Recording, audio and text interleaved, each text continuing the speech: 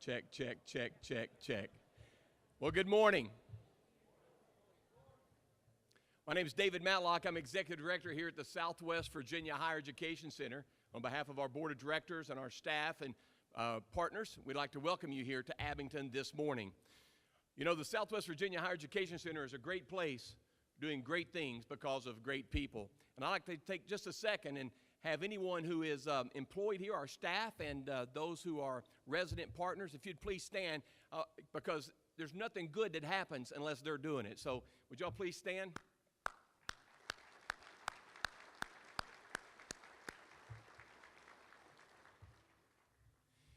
Well, I do want to remind you before I welcome the Washington County Chamber President up that the program technically doesn't start till 9 o'clock this morning, but we wanted to get just a little jump start on the welcomes, but continue to get food. If you're just arriving, there's plenty of food to my right and left. The coffee's back here, and we'll get things kicked off at 9 o'clock this morning. But right now, I'd like to introduce the President of the Washington County Chamber of Commerce, Miss April Hamby-Crabtree.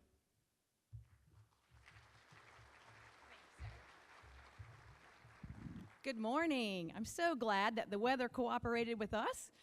And I hope you had a nice little drive from wherever you came from in Southwest Virginia or up the road a little bit. So such a pretty drive. Thank you so much for coming. We're very excited that you're all here. We're excited for our program today and just appreciate you making the drive and coming. Thank you so much. And I would like to introduce Tony Miller. He is with Appalachian Power for the blessing. Thank you. Let us pray. Dear gracious Heavenly Father, we thank you for the day that you've given us. We thank you for the blessings you've given us. Father, most of all, we thank you for the fellowship and gathering that's here today. We ask that you be with those there, Father, as they travel. Father, we thank you for those legislators and representatives that we have today, and we ask the blessings upon them and their families. And we ask, Father, that you provide them wisdom and knowledge and understanding as they do their job. Father, now go with this breakfast and be with those prepared it. In Christ's name we pray. Amen.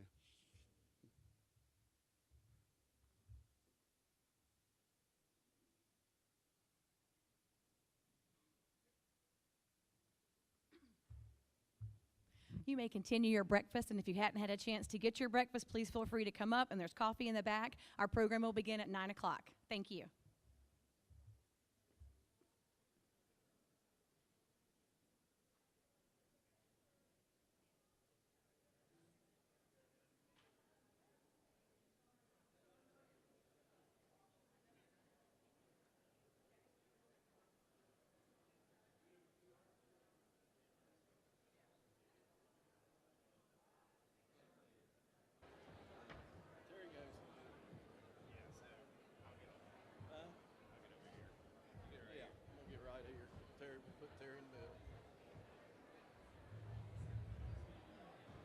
Where are you going? How sweet.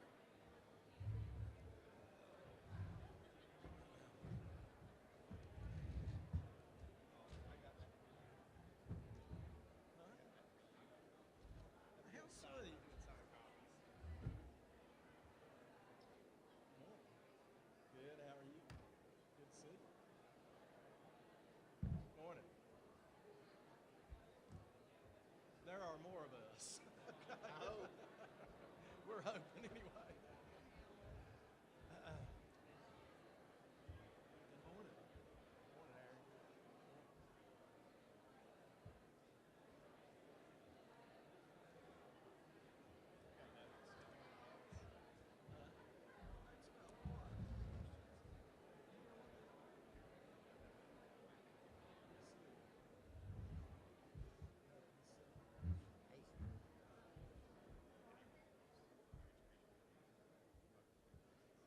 What's going on? You got a good question? I just need a really easy question. An easy question. I'm just kidding. An easy one. Ask Ben the hard one. Me easy. I got these people. Hey, this group right here is going to ask the hard ones of you, Ben. Huh? New people is going to ask you the hard ones. That's hard. Hey, I can handle the Mary, bacon. I can handle he's the bacon. anti-banking. I can He's handle the anti-banking. bacon question. He's anti-banking. That's not true. Well, I'm gonna go down there and sit beside Todd. Yeah, Go I'm very sit with biker your friendly. friend. Do you have some paper for all of us? It would be impossible. I would have to have some kind of catharsis. Good morning. If we could get your attention, we're going to go ahead and get the forum piece of our program started this morning. Thank you all for being here. My name is Stacy Ely. I'm the Director of Government Relations for Ballad Health, and I'm a member of the Legislative Affairs Committee for the Washington County Chamber of Commerce, and we're delighted to host this morning, and thank you all for being here, and we especially want to thank our legislators for coming this morning. I'm going to briefly introduce them, although I don't think any of them are strangers to anyone in the room, but just to start our conversation off today, we want to thank Senator Ben Chafin, who was elected to the Senate of Virginia in 2014. He currently represents the 38th District, which includes all of Bland County, Buchanan, Dickinson, Russell, Tazewell, and parts of Smith, Wise, Pulaski, Montgomery, and the cities of Norton and Radford. So I think he gets the award for the largest geographic territory covered today. Delegate Jeff Campbell sent his regrets this morning. He had a commitment pop up with work that he couldn't avoid and wanted me to pass along his regrets for him not being able to join us this morning. Delegate Terry Kilgore has been a member of the Virginia House of Delegates since 1994. He currently represents the 1st House District, which includes the counties of Lee, Scott, parts of Wise, and the city of Norton. Delegate Will Moorfield has been a member of the Virginia House of Delegates since 2010. He currently represents the 3rd House District, which includes the counties of Bland, Buchanan, Tazewell, and parts of Russell. Delegate Israel O'Quinn has been a member of the Virginia House of Delegates since 2012. He currently represents the 5th House District, which includes Grayson County and parts of Smith and Washington counties. He also represents the city of Bristol and Galax. Delegate Todd Pillion has been a member of the Virginia House of Delegates since 2014. He currently represents the 4th House District, which includes Dickinson County and parts of Russell, Washington, and Wise counties. Gentlemen, thank you all for being here this morning.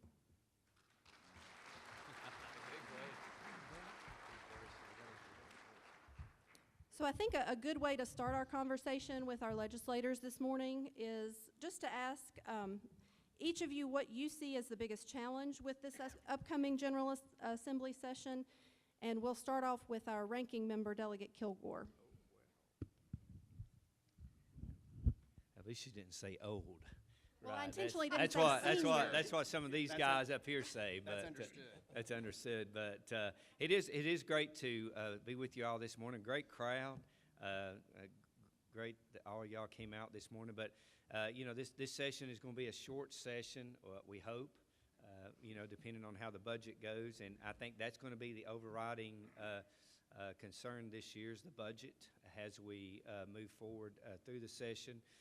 We thought we were doing real well until a miscalculation of about $400 million, a little bit over $400 million occurred on some Medicaid, Medicare/Medicare dollars as it relates to nursing homes, et cetera. So that's going to be a real issue as we move forward this year. But we've got a lot of regional opportunities that we've been working on. I'm sure y'all have heard some of the legislation that Delegate O'Quinn and Senator Carrico's carrying, and some of the other bills that we'll all be putting in as it relates to economic development.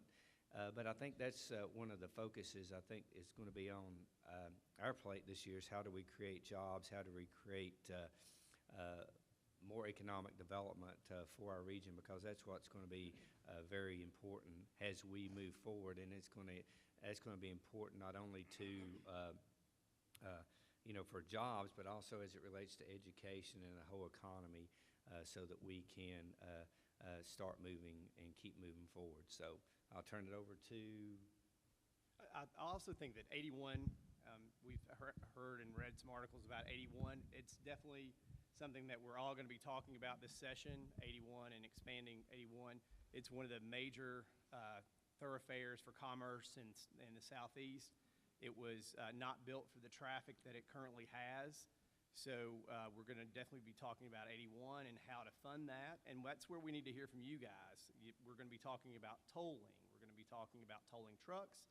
We're going to talk about gas tax and all the different ways that we feel like we can fund it. Obviously, our budget, like Terry said, the DMAS forecast was missed by about $462 million, so the surplus is now gone.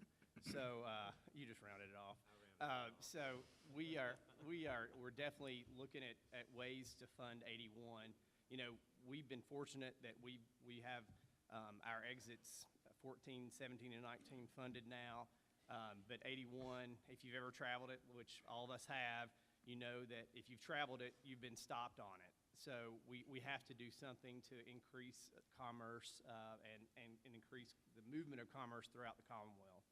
We also, on the same note with transportation, we also have a major project in mine and Ben's district that needs funding, and that's the Coalfields Expressway. And that's still one of our major projects that we're trying to get some federal dollars down to at this point. But transportation is also something we're going to be discussing this session. Does anyone have anything they'd like to add to those comments? I think that you're going to see a lot related to taxes. You know, we have a decision to make as it relates to tax conformity with Virginia tax code, conforming to federal tax code or not conforming to federal tax code. You also got the Wayfarer decision as it relates to online sales tax collection, which every one of you in this room are already supposed to be remitting per state law to the Commonwealth of Virginia.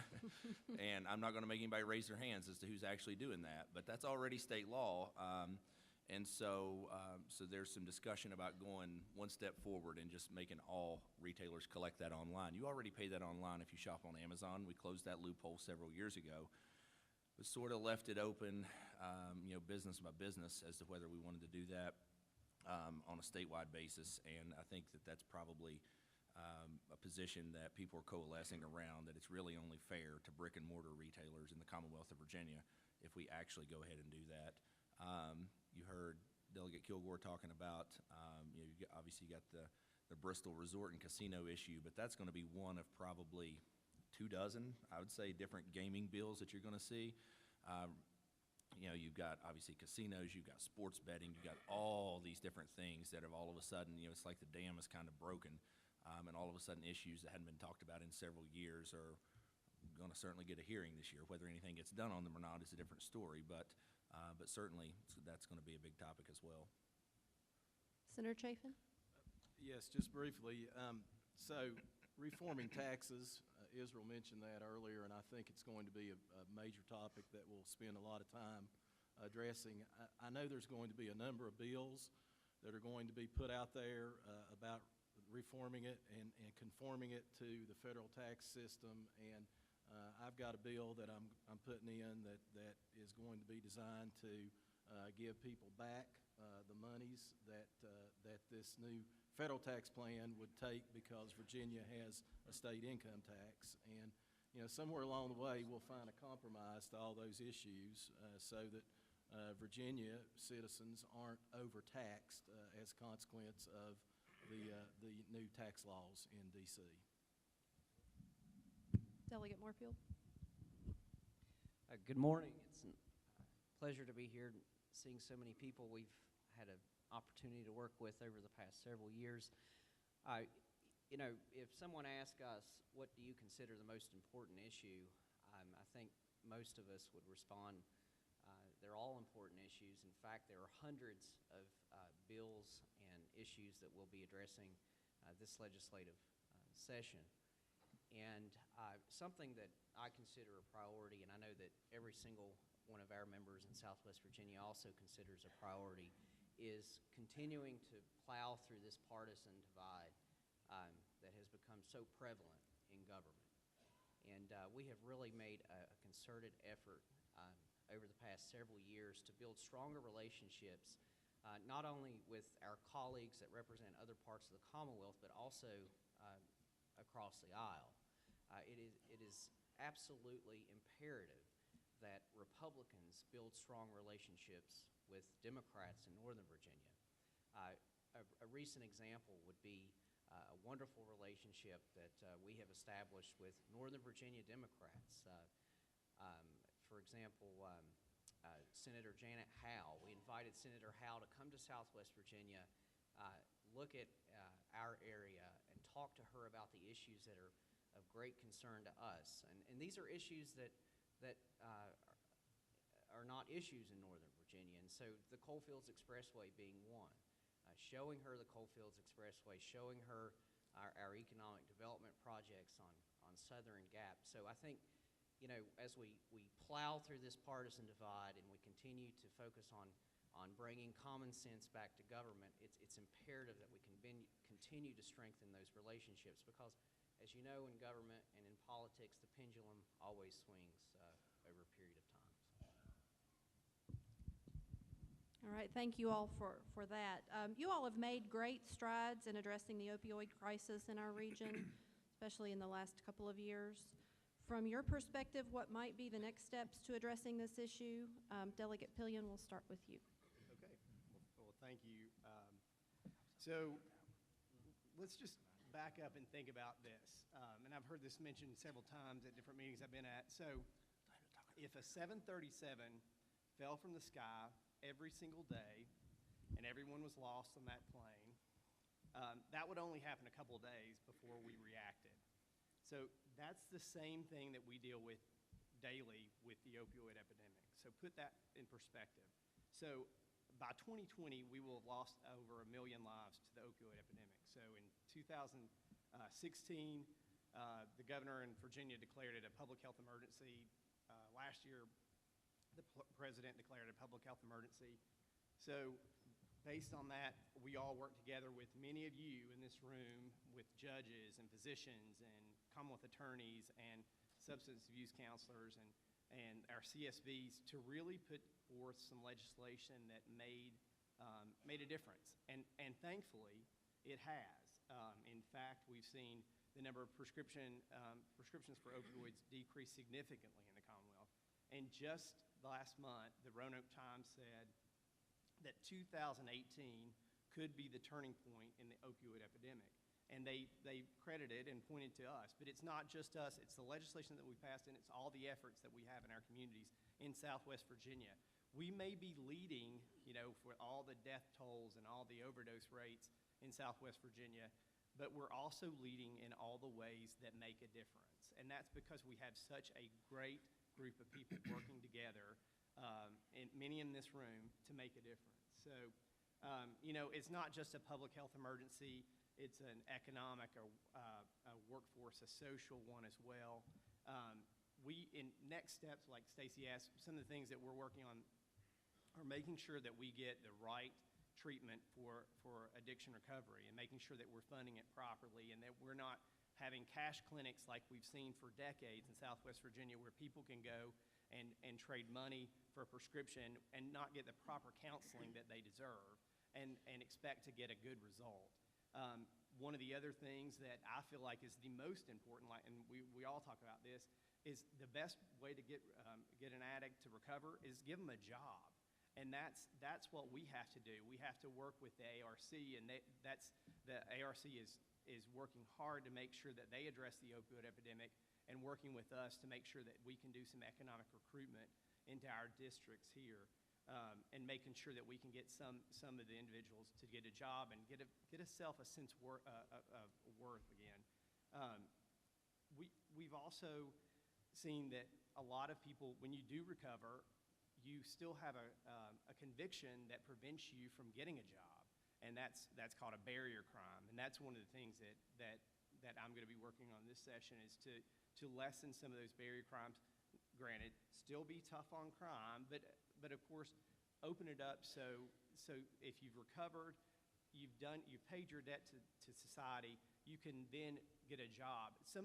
In fact, we had a ARC, a USDA joint forum where we were all there. We were talking about the opioid epidemic, and we had a passionate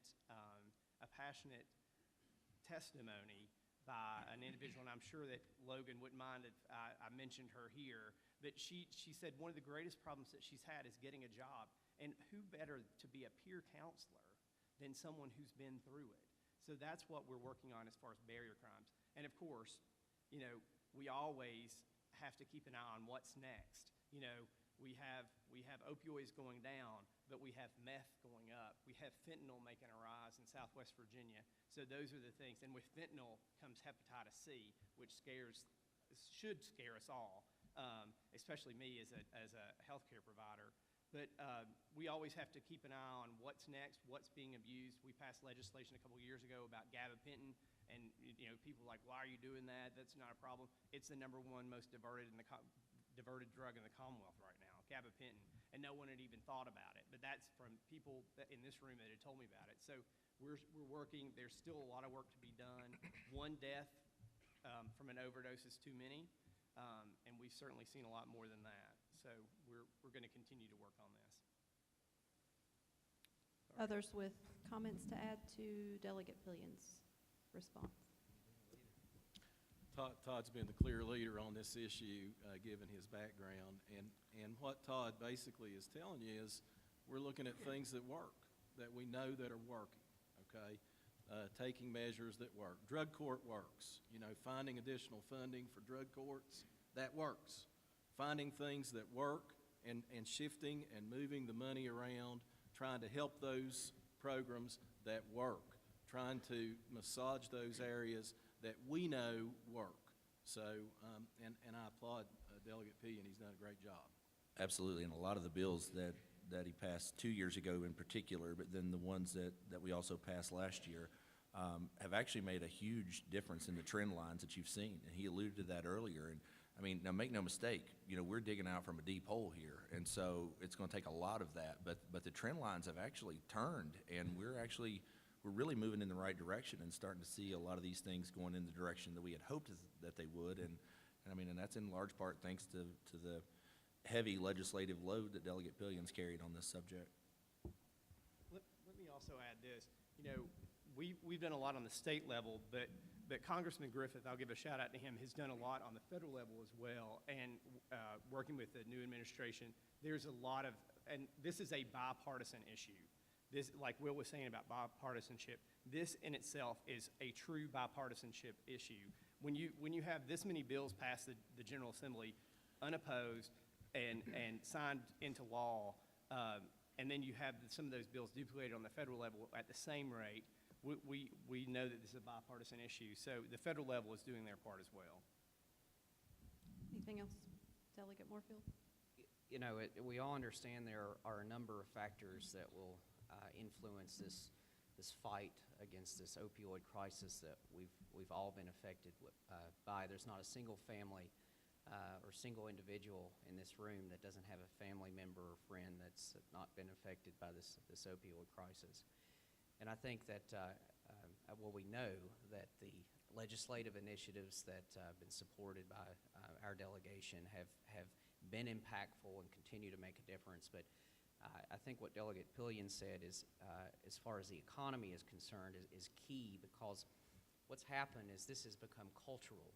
And there are a number of factors, as I said, that influence all the way from education, from workforce, to health care. For example, one reason that so many Republicans, I think, supported Medicaid expansion is because in the past we had created a system that incentivized people to not work. It's simple math that the system that we had in place in the past basically encouraged someone not to work and to have children. And so what we were trying to say is there are individuals, there's a population, especially in Southwest Virginia, in some of these distressed areas that do not have access to health care. And by us addressing that, by making them eligible for a better quality of life, we in fact are addressing some of these economic issues that affect all of us: the cost of goods, the cost of services, the cost simply related to the cost of health care that has been increasing. And I think, you know, that's something that we need to do a better job of as legislators, is better defining to our constituents what those policies truly mean. For example, Most people are not aware that the Affordable Care Act is a completely different issue than Medicaid expansion. And often we hear from political pundits or political activists that you support Obamacare. Obamacare is completely different than Medicaid expansion. They are two different, completely different issues. But it's a shame that we have politicians and we have political pundits who are willing to capitalize on these issues with the public to make those political issues. And it makes our jobs extremely difficult when what we're trying to do is improve the quality of life, but also making good fiscal sense when we're making those decisions. So I think that all of these factors combined goes back to addressing this core issue with the opioid crisis, and that the leading issue is economic. Thank you all. Many of our chamber members here today are greatly concerned about workforce development, and I think one of the key components to workforce development when you go upstream from that is education. So how do you propose to continue education funding for K through 12 as the population here in Southwest Virginia continues to decline? And I'll tee that up either to Senator Chafin or to Delegate O'Quinn.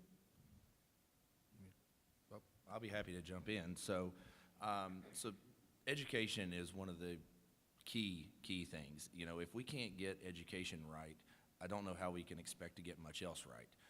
Because, you know, when you're turning out kids who've spent 13 years in a school system, if we fail at that, our chances of success drop exponentially. So this is really one, you know, education is certainly one of the you know, what I consider the three main core functions of state government. And so over the last, I guess, 3 budgets, we have increased basic aid to K-12 education pretty significantly during this past session. You know, this budget included quite a bit of additional money for K-12 education.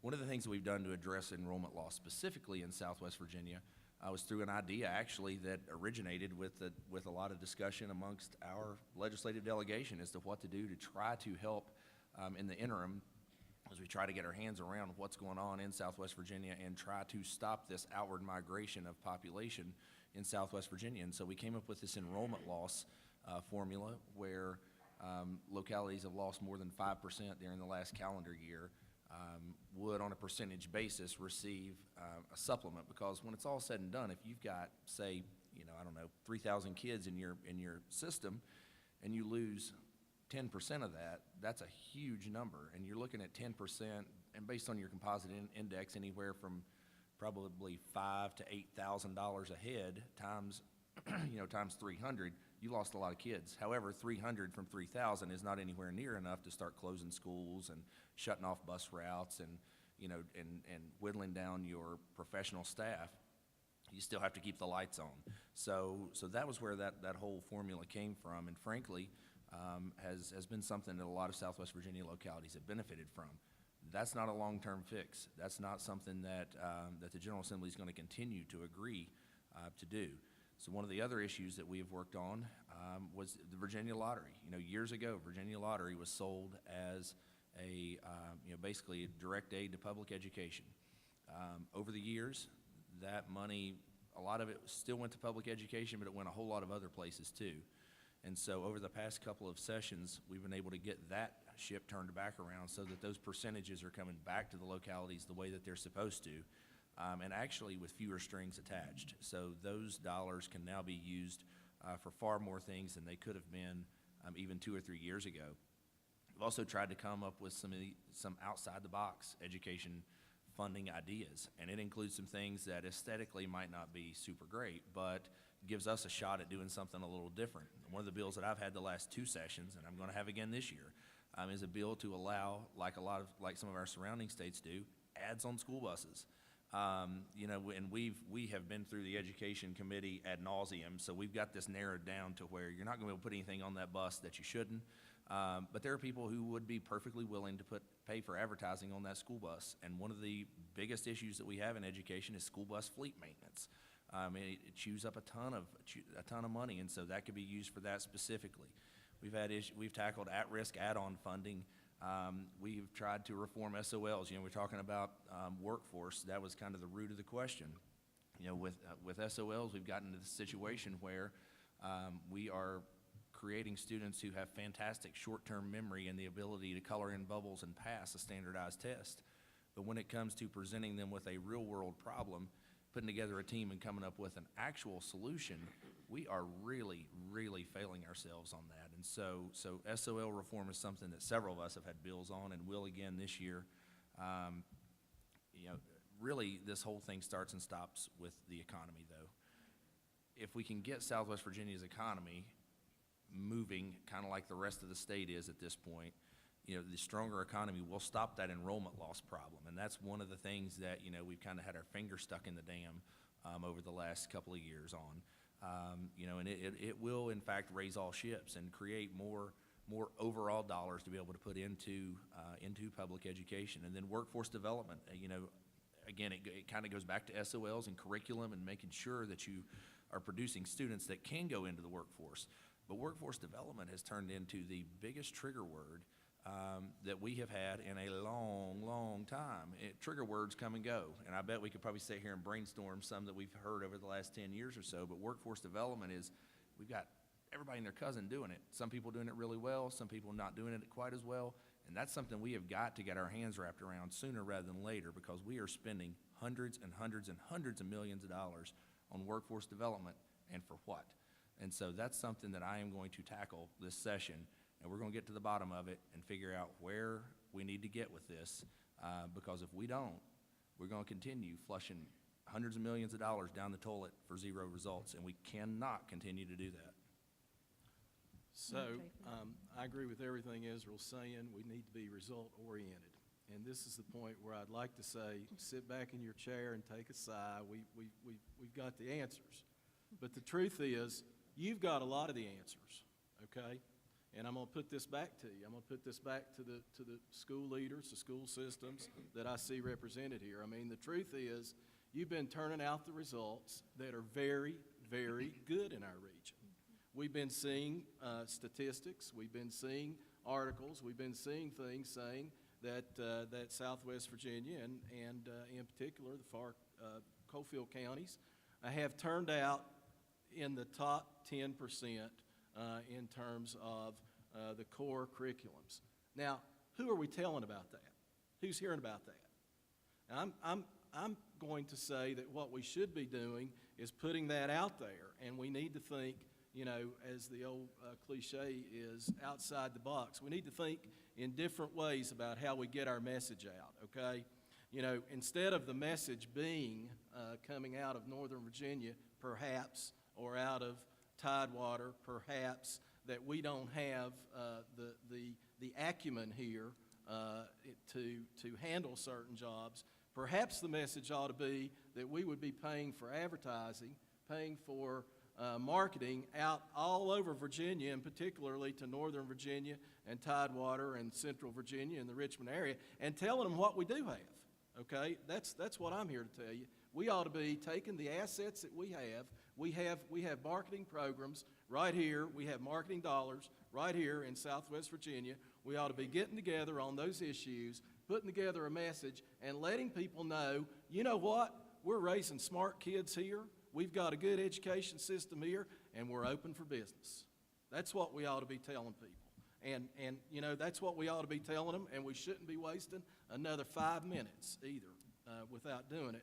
So, I'm going to be pushing that, and I recommend that all of you, those of you who are involved in leadership and local government, you should reach out to your local governments, and you should encourage them to participate in this concept of trying to get that message out there. Because the truth is, it takes jobs, okay? It takes industries, and our ability to recruit them is absolutely tied to the education system that we have here in Southwest Virginia.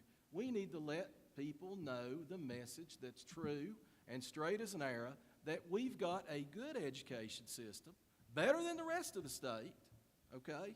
And that we've got kids right here that can be trained to work in your industry. And that is a message that is a winning message that will be good for Southwest Virginia. Israel's right. We can't continue to expect the money to come from the budget in terms of the small division extra funding, okay? That faucet is going to run dry on us if we don't put our voices together, channel our message, and let people know what we have here in Southwest Virginia, and that we're open for business. Delegate Kilgore? Yeah, I agree with both Israel and Ben. We have some of the best school scores on the SOLs. I mean, We have the best. we have the best, and We are number one. We're number one. It's amazing that, and I was there. I'm the only one up here that was there when SOLs were passed. And I can tell you when that happened, I had a lot of folks from Northern Virginia and other parts of the state come to me and said, Thomas Jefferson? Yeah, Thomas Jefferson, yeah. Patrick Henry. But they came to me and said, your folks are not going to be able to pass these tests. I mean, I'll tell you what, I'm proud of our school divisions for stepping up to the plate and doing such a great job in preparing our students. But, as Israel talked about, this is about workforce development. If we're educating kids and all that we're doing is sending them out and sending them away to other parts of the state, other parts of the country, then we're not doing our job. We got to create jobs. We got to have workforce development programs that actually are there to create jobs. We got to improve our vocational education. We got to have our vocational education to where we're training kids to go out, welders, machinists, folks like that can make a lot of money out in the real world. So that's what we have to start doing. And Israel's totally right on workforce development. We got too many people doing workforce development. I mean, and not getting the results that we need. We need to really, sort of tone that down. We're spending, I think it's $300 to $400 million a year in workforce development, and I don't know what we're getting for some of that. We really need to focus, be laser focused in workforce development, and try to work, and that's something we're going to continue to work on. But education dollars follow the students, and that's what's happened. If I've had a couple, when you're losing 1,000 kids over a 6 or 7 year period, do $1,000 times 7,500. 1,000 kids times $7,500 that the state provides per child. That's a lot of money that you lose for a county. Just think about that. So we have to get people to move in here. We got to create jobs. So that's something that we have to do, and there's a lot of issues out there. But with your all's help, you all the leaders, the business leaders out here, if you got great ideas, let us know about it, and we'll try to implement those as we move forward. We talked about some of the numbers and how proud we are of what our school systems have done in spite of having antiquated schools and low population. But just to nail this down, in Region 7, which is all of us, the education Region 7, we met the other night with some of the school board members and the superintendents, and we had the highest scores in the state in math, in science, and reading, and we had the highest SOL pass rates in the Commonwealth. So, yeah, they're to be commended. But the question is, how many people in this room knew that before we said it? No, maybe a few. Yes, good, great. But you need to be telling everyone. Why didn't everybody else know about it? No. She works for the community college. She doesn't Exactly. You know the potential. You know the potential that we have with the students that we have here. We have to keep them here. So. And we're to follow on to that, the flip side of that coin is that we are first or second in almost every single category of results, and we are 6th or 7th in every single funding category under the same measuring stick. And you're going to change that, right? Todd's on appropriations. Delegate Moorfield, do you have anything to add to that? Do you have anything to add to that, Delegate Moorfield? As Delegate Kilgore mentioned, education funding follows population. And unfortunately, we have seen a mass exodus of our population, especially in the coal fields over the past 30 years. Buchanan County alone has lost roughly half in population over the past 30 years. And so something that I think we all need to keep in mind is that workforce development and training is extremely important. I can go out and be trained to manufacture or program a drone, but if a drone manufacturing company is not doing business in the locality that we need to increase this population in, then obviously I'm having to seek employment elsewhere. And so I think as far as workforce development, education, and all these issues are concerned, the real focus should be on creating jobs, diversifying the economy, and attracting new people to this area. Ultimately, that's going to be the only solution, the only solution to the problems that we're faced with as far as education funding is concerned. Can we move on to the next question? Okay. And Delegate O'Quinn mentioned trigger words. I think another trigger word we hear a lot in economic development is regionalism. So are there specific programs or incentives that you would like to see offered here in Southwest Virginia that would bring more economic success to the region? And Delegate Moorfield, we'll start with you and work our way back this way. Okay, thank you. As many of you are aware, this past General Assembly session, we were able to pass House Bill 222. I worked extremely close with my colleagues here in Southwest Virginia and also across the aisle with Delegate LaSharice Aird, who represents the city of Petersburg, in passing what we think or what we know is a substantial incentive policy to attract new industries to distressed areas of the Commonwealth. And over the past several months since the policy was enacted officially on July the 1st, we have made an effort to go around to various economic development agencies to better educate them on the details of this policy and how they can utilize this to their advantage. But unfortunately, it's getting off to a slow start. In fact, I've had several people who work in economic development agencies contact me and say, Will, can you provide us with a PowerPoint presentation on your legislation? Or can you provide me with marketing materials on your legislation? And unfortunately, my response is I'll be happy to provide you with what information that I have, but I do not have a professional PowerPoint presentation or professional marketing materials that I have put together myself to promote this policy. And so I think it's really incumbent upon our economic development agencies, our localities, our local government representatives to utilize the tools that you have been given to the best of your ability. And I know that we were here just a few weeks ago. I see Mary Trigiani.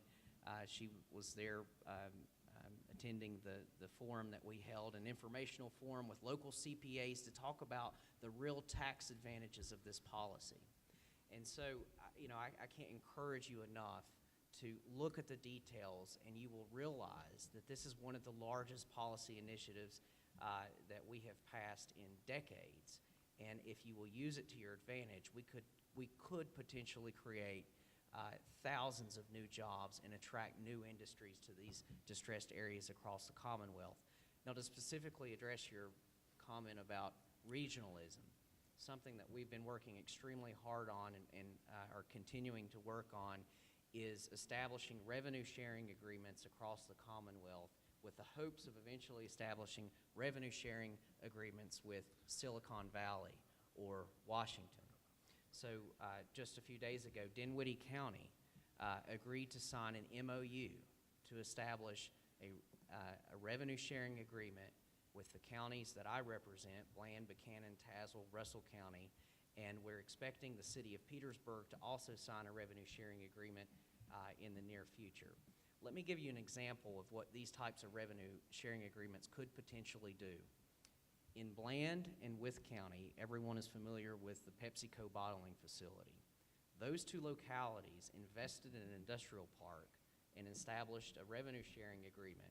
Bland County, with a population of only roughly 6,500 people, is now sharing the revenue of that major industrial complex with county. It's our hopes that we can do this on a statewide level. It's never been done before, but there's no reason that we cannot combine our resources together and be more competitive in attracting these industries. So we're hopeful that we'll continue to push forward on this. We think that we can certainly capitalize off the Amazon announcement with all the spin-off jobs that are going to be created, where we can go to Northern Virginia and say, you have a company that wants to locate to Fairfax or Crystal City. By the way, we have a revenue sharing agreement with Buchanan County. If you locate your facility in Buchanan County will benefit by the jobs, by the people living there, the people paying local property taxes, paying sales tax. But Fairfax would benefit by sharing that revenue with Buchanan County. If they locate their facility in Buchanan County or one of these other localities. And oh, by the way, if you meet the qualifying investment criteria under House Bill 222, you could be exempt from corporate income tax for a period of 7 years. And if your company is structured a certain way, your employees would be exempt from personal income tax for a period of 7 years as well. This is an incentive that no other state in the country offers, and we have 7 years that we need to take advantage of. So we all know in Southwest Virginia, that we have for years tended to operate in silos, right where the county or the city or the town line stops. We've always kind of, this is as far as we're going, and we don't want you coming here, and we're not going there. And thankfully, I think that we have seen a shift in mindset over the last few years where things like that don't tend to matter as much, because people are much more mobile than they once were. And, we have people travel across 2 or 3 localities to get to work, or they, whatever the case may be, they travel much more than they used to. And so one of the examples that we've seen just this calendar year of people being able to work together, there was a manufacturing company that was looking in Southwest Virginia, and they weren't able to find one locality that had exactly all of the square footage that they needed. So we ended up locating part of that company in Smith County and part of that company in Washington County. Something that maybe 20 years ago probably would not have been nearly as easy to do as it was today, but it was people who were willing to work together to get to one common end game. Certainly Go Virginia is one of those things that we established for that very thing, to be able to collaborate over multiple localities to come together with the sole purpose of creating high-paying jobs. Now, we have struggled to get the applications, if you will, that meet that criteria. This is Go Virginia is completely different from any other funding mechanism that we've ever set up in Virginia, and this one is created specifically to create high-paying jobs. And I think it's one that still has a lot of potential, a lot of untapped potential in Southwest Virginia. We've just got to get those applications structured correctly. But our delegation, is one that also works together. A lot of us share localities that we represent, and so for us, it makes perfect sense to be able to work across multiple localities. And for us, probably every single week we end up signing a joint letter or sending out something together that we are trying to get done for Southwest Virginia, because frankly, we would rather have it in, I don't represent Buchanan County, but I would rather have it there than going to Prince William County. Delegate Pillion doesn't represent Smith County, but he would rather have whatever the project is there rather than going somewhere else. And so that's the thing that we all try to do. We're always open to new ideas to be able to tackle this big issue of economic development and economic prosperity. We don't necessarily have all the answers by any means, but we're there to be able to take what we hear, process it, put it into legislative form, and then be able to hopefully get something good done for our part of the state, because that's the only reason any of us are doing what we're doing.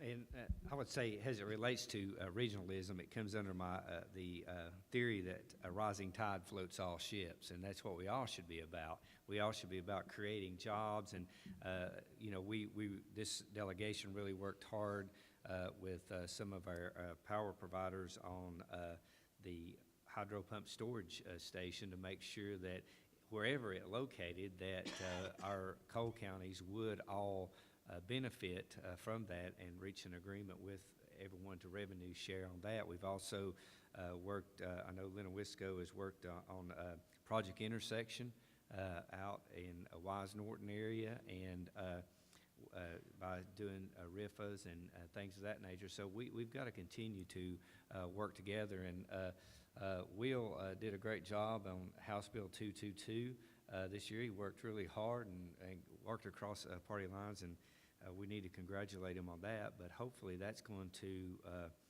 bear some fruit over the next few years as we market Southwest Virginia. But folks, we're all in this together. We've got to create jobs. We've got to make the world know about Southwest Virginia and what we've got to offer. And it's all connected, whether it's education, workforce development, we all have to be a region. And I can tell you this, that we as a region work a lot better together than other parts of the state. And thank goodness they don't work together as well as we do, because it would be devastating if everybody in Fairfax got along all the time. So, we're going to continue to work together. We're going to continue to work on creating jobs, and I think that's, as a region, that's what we ought to be about.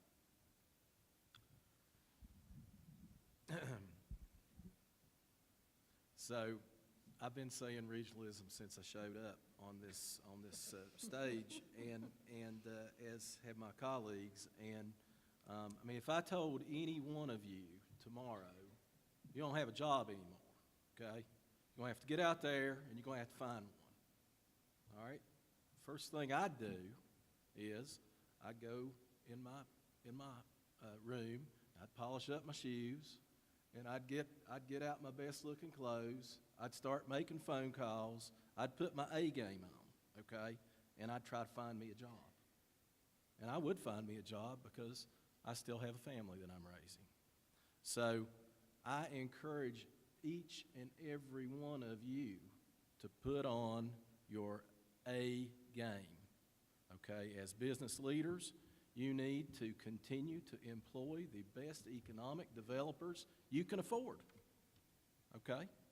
Not just people you like, but the best people you can afford, because it makes a difference. It makes a difference what we're doing here together as a group. And, economic development it's hard here in Southwest Virginia because we're a long way away from the rest of the state. The other day, I had a committee meeting that got canceled. Okay, and I was supposed to be there the next morning, it got canceled at a time that I could have been all the way at Roanoke before I found out, and I thought that was just kind of atrocious, but it's just kind of the mindset that's out there about where we are, because the truth is, the rest of the state can get to the capital in an hour or two, okay, in an hour or two. So we need to recognize that the help that's coming is right here, okay? The help that's coming is right here. We're going to help identify things. We're going to continue to work with the budget. We're going to continue to work with making changes in workforce training. We're going to continue to work with what we've got to work with here. But the truth is, in all fairness, we're not going to come up with $1 billion to drag us out of this hole, okay?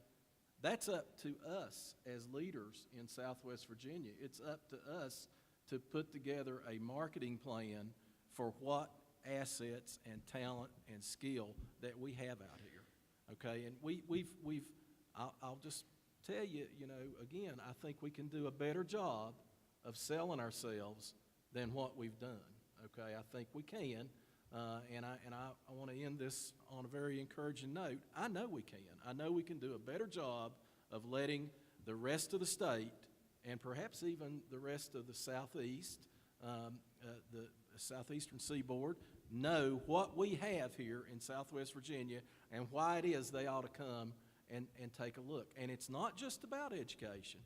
It's also about quality of life. It's also about what we've got in terms of the tourism and recreation. Yeah, we've got a lot to offer here in Southwest Virginia, and we've got all these different entities that are doing a good job telling their little part of the story, but we don't have it all put together in a great big old presentation, a big marketing presentation that would really work. Now that's what I'm saying to you. And as leaders, business leaders, let's all pull together to try to make that happen, to put it all together in our communities and tell our story as one. And we have some of the best options for incentive programs in the state. We have ARC, we have Tobacco Commission, we have VCETA, and we have the new Opportunity Zone designations that affect many of our localities. We have, just this past session, Delegate Moorfield had House Bill 222. Ben and I passed a piece of legislation where we're looking at using abandoned schools for revitalization zones.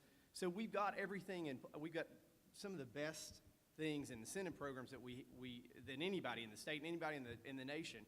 We just have to get them out there and let everybody know about them. Yeah, one thing I failed to mention earlier, that there's an RFP out there right now for regional marketing, whether that's a firm or an individual, that the Tobacco Commission has put $400,000 up, and it to be matched privately by 400, which it is matched privately by 400,000. So, we're trying to get a marketing regional, it covers this whole region, and we're trying to get it together so that we can tell our story. We're not sitting back, and so that's one thing that's very important to each of us. So if you know that go-getter, you know that person, look at that RFP and get that person to apply. Thank you, gentlemen, and let's show our appreciation to our legislators this morning.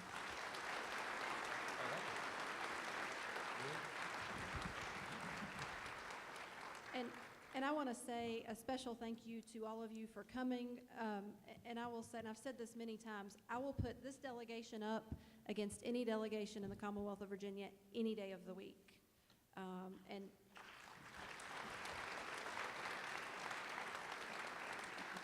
And they do what they do out of as a passion for our region and for the people that they serve, and we're grateful to you for your service and your time here this morning.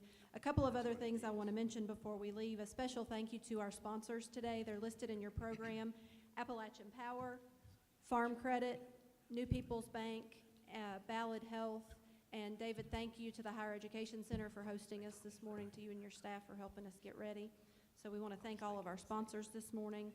We also want to thank Kathy's Custom Catering for the delicious breakfast that they provided to us.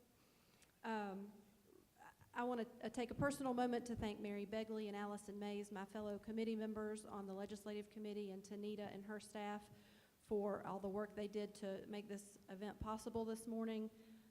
And last but not least, and I also wanted to mention the Washington County Chamber has a Christmas tree out in the lobby, and we're accepting food donations for Feeding America. So if you'd like to participate in that or drop off some food for that, we'd greatly appreciate it. And last but not least, Nita did ask if all of the executive directors of the chambers that are represented here would gather in the lobby for some photos before you leave. We would appreciate that. Thank you all for your time. Oh, what did I forget? Oh, I didn't know we had a door prize. How are we going to draw that?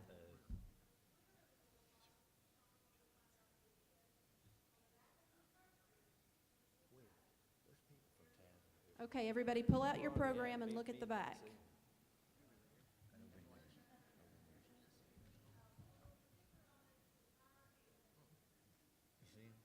There's a sticker on the back that says Higher Ed on the back of your program.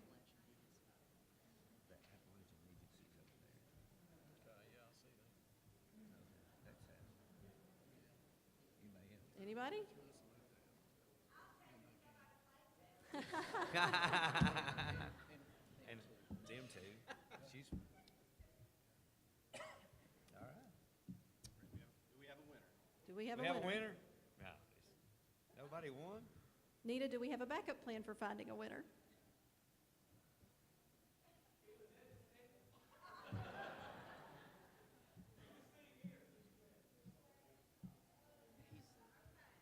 All right.